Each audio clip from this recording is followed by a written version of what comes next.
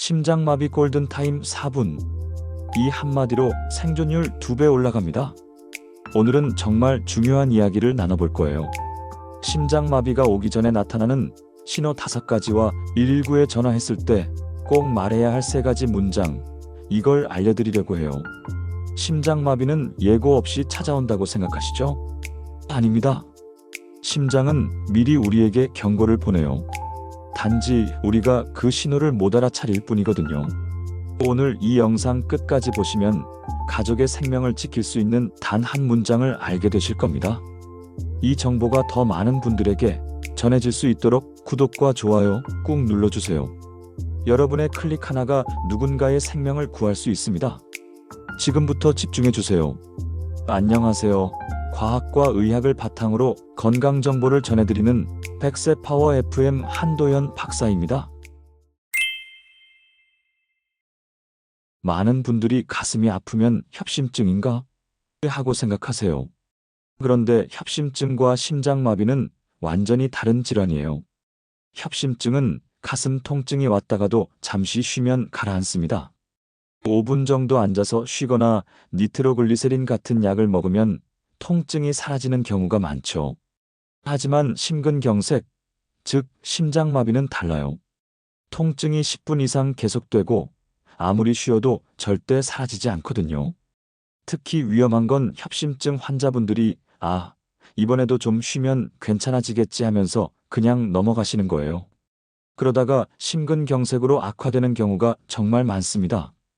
2023년 대한심장학회 연구를 보면 협심증을 방치한 환자의 약 30%가 1년 내에 심근경색으로 진행했대요.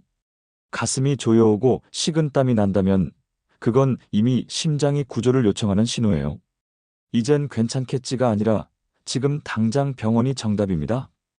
혹시 여러분도 가슴 통증을 가볍게 넘긴 적 있으신가요? 그럼 오늘부터는 달라지셔야 해요. 자, 본격적으로 들어가기 전에 한 분의 사연을 읽어드릴게요. 박사님, 안녕하세요. 저는 68세입니다. 지난달에 정말 아찔한 일이 있었어요. 새벽에 화장실 갔다가 가슴이 좀 답답하더라고요. 나이 먹으니 그런가 보다 했죠. 그런데 아침 먹고 나서도 계속 가슴이 조이는 느낌이 들고 왼쪽 팔도 좀 저린 것 같았어요. 와이프가 병원 가자고 했는데 전 아니야, 소화가 안 됐나 봐 라고 했습니다. 그날 오후에 갑자기 식은땀이 줄줄 나고 숨도 잘 안 쉬어지더라고요. 그제야 119 불렀는데 응급실에서 심근경색 진단받았습니다. 의사 선생님이 그러시더라고요. 몇 시간만 늦었어도 큰일 날 뻔했다고요. 지금은 다행히 건강 회복했지만 그때 아침에 바로 병원 갔어야 했다는 후회가 너무 커요. 여러분은 저처럼 시간 놓치지 마세요. 어르신, 사연 보내주셔서 감사합니다. 정말 다행이에요. 그런데 이런 분들이 너무 많으세요. 좀 쉬면 괜찮아지겠지? 나이 먹으니까 그런가 보다. 이렇게 생각하다가 골든타임을 놓치는 거예요. 자, 그럼 본격적으로 심장마비가 오기 전에 우리 몸이 보내는 신호 5가지를 알려드릴게요. 심장은 갑자기 멈추지 않습니다. 대부분의 환자분들에게 수시간 또는 며칠 전부터 신호가 와요. 첫 번째, 가슴 압박감입니다. 이건 단순한 통증이 아니에요. 마치 코끼리가 가슴에 앉아있는 것처럼 묵직하고 답답한 느낌이 든다고 표현하시죠.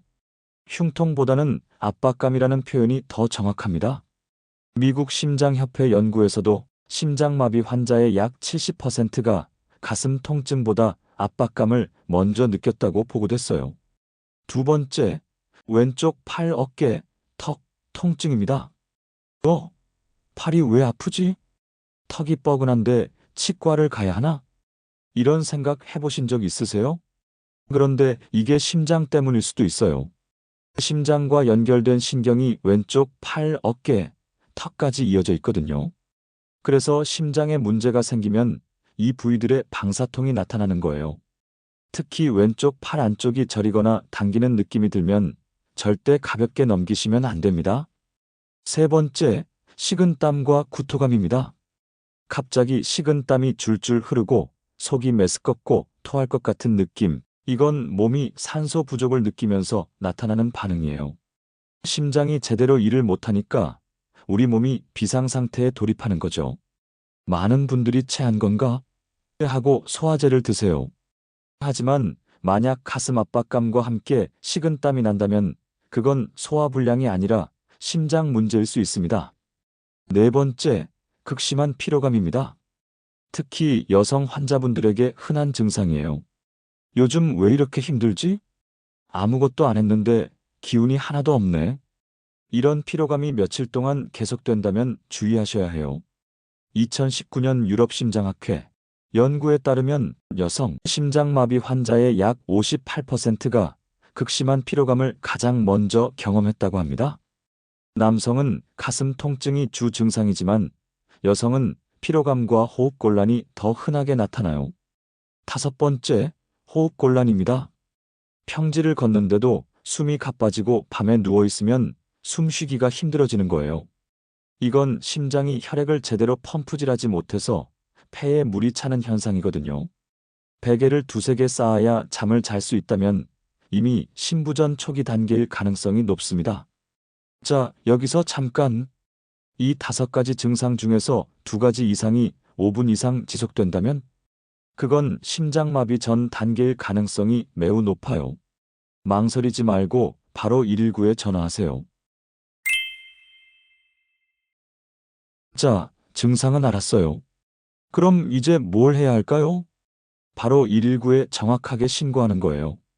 어떻게 말하느냐에 따라 구급대 도착 시간이 달라집니다. 2022년 소방청 데이터를 보면 신고 내용이 명확한 경우 구급대 도착 시간이 평균 2분 단축됐다고 해요. 심장마비에서 2분은 정말 큰 차이거든요. 첫 번째 문장은 가슴 통증으로 심장마비가 의심됩니다. 이렇게 말씀하세요. 가슴이 아파요 보다 심장마비가 의심됩니다라고 말하는 게 훨씬 명확합니다. 그래야 119 상황실에서 심장 전문 구급대를 즉시 출동시킬 수 있거든요. 두 번째 문장은 정확한 주소와 층수는 서울시 강남구 테헤란로 123, 5층입니다. 주소를 정확하게 말하는 게 생각보다 어려워요. 특히 급한 상황에선 더 그렇죠. 동네 이름만 말하거나 땡땡 아파트 앞이라고 하면 구급차가 헤매게 될 수 있어요. 세 번째 문장은 환자는 72세이며 고혈압과 당뇨 기저질환이 있습니다. 나이와 기저질환 정보는 구급대원들이 응급처치를 준비하는 데 필수예요. 특히 고혈압, 당뇨, 심장질환 병력이 있으면 반드시 말씀하셔야 합니다.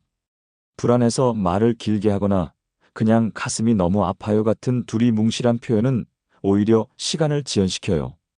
짧고 명확하고 구체적으로 이 3가지 문장만 기억하세요. 혹시 지금 종이 한 장 꺼내서 이 3문장을 적어 두실래요? 냉장고 문에 붙여 두시면 언젠가 생명을 구하는 그 한 장이 될 수도 있습니다. 응급차를 기다리는 동안 우리가 하는 행동 하나하나가 정말 중요해요.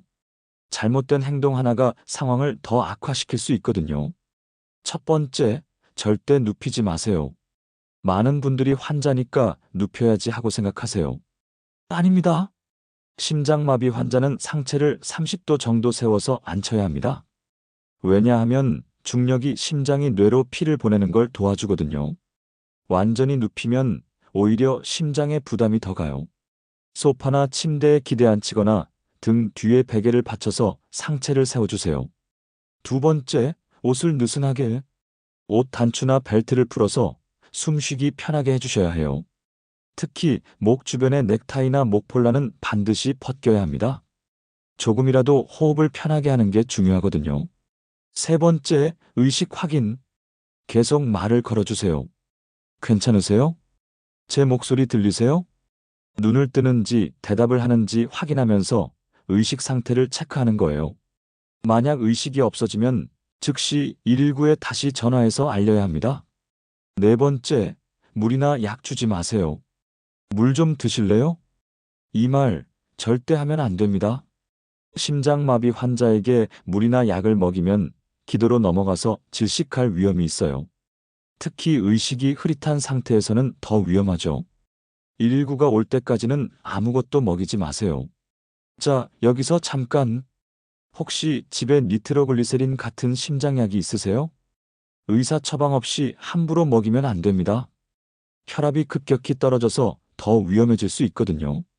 119가 도착하기 전까지는 심박수와 호흡을 유지하는 것, 그게 가장 중요해요.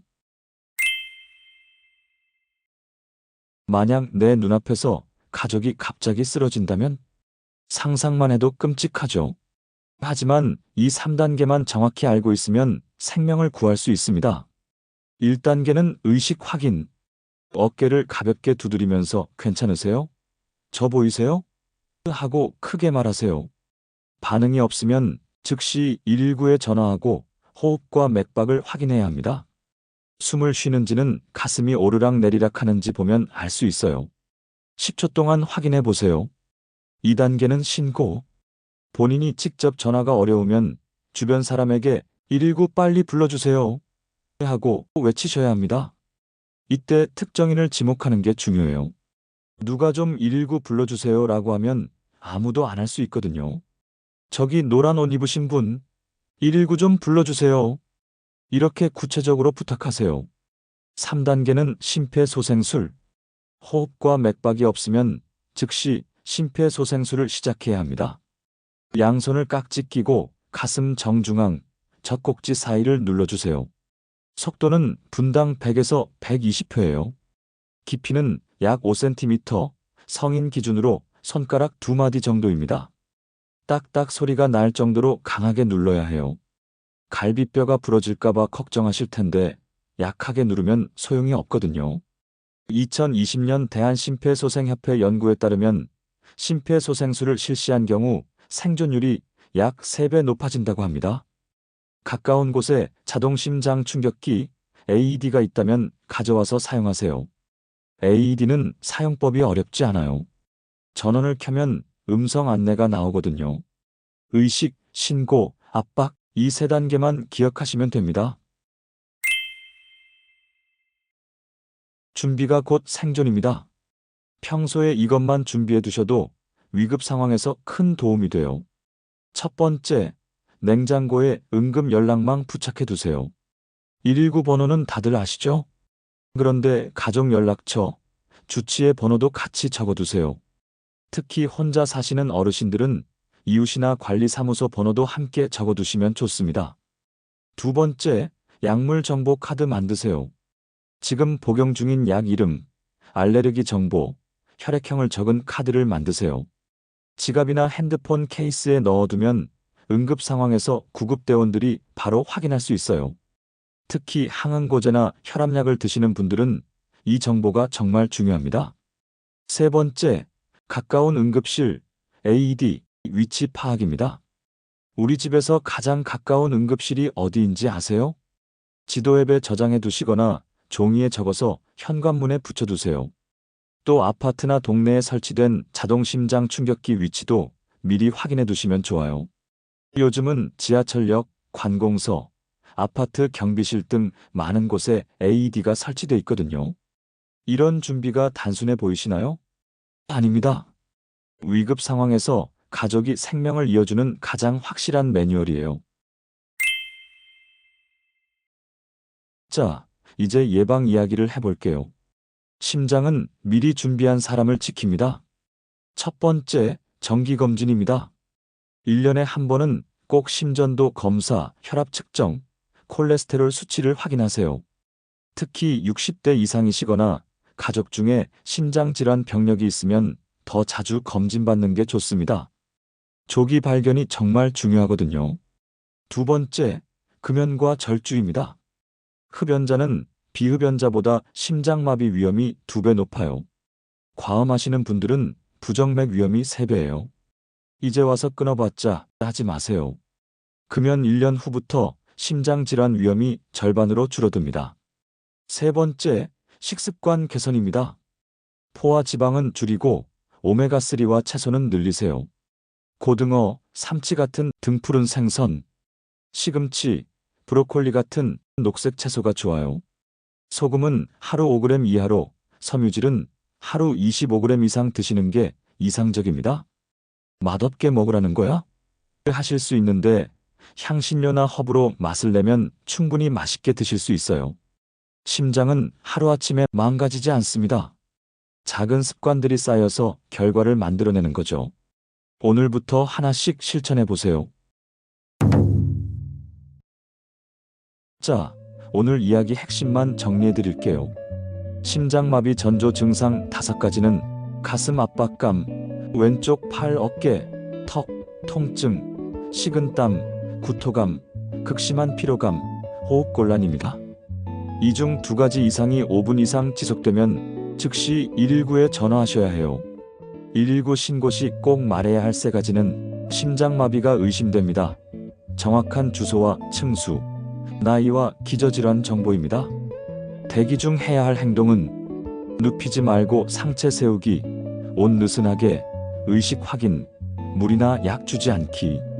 가족이 쓰러졌을 때 3단계는 의식 확인, 신고, 심폐소생술. 이 4가지만 기억하셔도 가장 위험한 4분의 시간을 지켜낼 수 있습니다. 오늘 배운 내용을 가족들과 나누시고 실천해 보세요. 오늘 이 영상이 도움되셨다면 구독과 좋아요, 알림 설정 부탁드립니다. 여러분의 건강을 지키는 정보 앞으로도 계속 전해드릴게요. 건강을 지식이 아닌 습관으로 바꿔드리는 100세 파워 FM 한도현 박사였습니다.